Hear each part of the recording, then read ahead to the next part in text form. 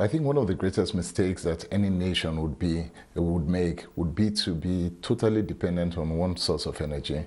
Regardless of how wide and how deep you think that your reserves are, you must plan for a day when these reserves will vanish, because it will end. It's a finite resource. And so you must start planning. Brazil planned for ethanol. Other countries plan for wind, they plan for solar, they plan for biodiesels and biofuels. We must plan for alternatives. And in fact, many people will argue that we actually have the potential for that, and things like sugar, for instance. Absolutely. We have agricultural land, arable land in the thousands of acres that can grow sugar and grow sugar well. We've got sunlight, and we have great amounts of sunlight. So you can do solar very, very easily here in Nigeria. You can do biofuels very easily as well. But because oil is so cheap here, because it's so cheap, we tend to forget everything about the future, and that is dangerous. And of course, many people will also point to the damage that exploring for oil is having on the environment. But let's even talk about another issue for Nigeria, and that's the issue of refining. Nigeria is an oil producer. And it's really amazing that we continue to import refined petroleum products. I know that the PIB is one of the things that hopefully should address that issue. But give us a sense from you, where you stand, how close are we to resolving that matter? I don't think we're close. And I don't think we're close because we have not fully addressed the issue of deregulation. And we've had this discussion in the past over and over again. These are market force driven issues. If you want refineries, then you deregulate. Now, if you do not deregulate, then the government has to spend to refine. And the government is not able to do that. It's really not able. You can cause them to spend a lot of money refining, but we've seen from the historical trend that even if the government does spend that money and build new refineries, you already know without even asking where it's going to go. It's just a downward It's always trend. Best to be in private. It must be in private. It must be. But to do that, you have to deregulate. Now, is the public ready for deregulation after all that we've seen this year? I doubt it. But that is the only way. So if we want to stop being a net importer, then we must bite the bullet and go with deregulation. Maybe one of the things we need to do is to probably make the case for the public to understand the potential and the benefits of deregulation. And maybe you can speak to that. And many people have been talking about the fact that if we do get that, if we get that sector totally deregulated, that the economy, the impact that it could have on the economy is enormous. It's enormous. It really is. Now, most players in the sector would tell you that deregulation is the way to go. And a lot of people tend to misconstrue the fact, thinking that because it's a regulated sector, that it means that a few players benefit the most. But ask those players, even if they benefit in a regulated sector, they will tell you immediately that deregulation helps them and helps their business. And it's a wider scheme. Now, we must as a government, we must as a people begin to understand that we have to go private. We have to deregulate certain things, and definitely the oil and gas sector is one area where privatization must occur. Can you also point to we talked about the fact that the economy can benefit dramatically from this.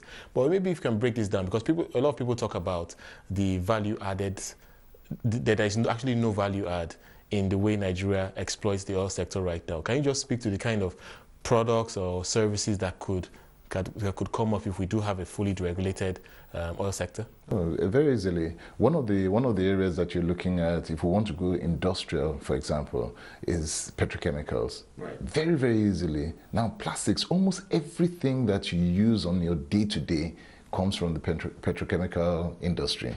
And that's one area that you need to look at and develop it. Now, you don't have more than the element petrochemicals today in Nigeria. Why? Because you already have problems with gas distribution. You already have all these issues that have not allowed that industry to kick off. And that's one area where value add is almost immediate. If you now go down into the retail aspects of it, now, as far as petrol is concerned, as far as distribution is concerned, as far as gas to liquids are concerned, as far as cars running on gas are concerned, you have all these issues. Today we have environmental damage just from LPG, the low use of LPG in the country. And that's another thing. So we have deforestation issues. There's just so much. We have to just let go. All right, I want to get your perspective on this. There's so much talk about the potential for investment, but I think a lot has to come from within. We know recently a lot of foreign investors have been actually, if you like, spooked about Nigeria's oil sector. But would you say that the locals are ready to fill that gap, to really drive things going forward? Because many people can point to the fact that this is a sophisticated industry, there's a knowledge gap that needs to be bridged. How ready are we? I think we've always been ready. There's a gap, and always you would find that gap, and that's natural in every sector. When you have people that have been doing it for a long time, and you have those who are coming in for the first time, you'll find that gap. But one thing that I've always seen about Nigerians is that A, we're entrepreneurial, B, we have no fear about anything. And once you give that opportunity, they will troop in. And it's happened in our sector over and over again. Every single time that you see that an opportunity has been given under certain environments, right environments for entrepreneurs to thrive, they thrive. Now the NCD has come in, and already you started seeing the impact. Even though when it first came in, it seemed as if it had not been well thought out as to how it would be implemented. But over the years, you've now seen that Nigerians have started coming into that sector, and they've started closing the gap, and they will close the gap. And what's the potential of Nigerian companies, for instance, exploiting the African continent? We know quite a lot. I know your business, for instance, is in many countries right now. And we are. And that's the thing about, not just are we entrepreneurial, we love to travel.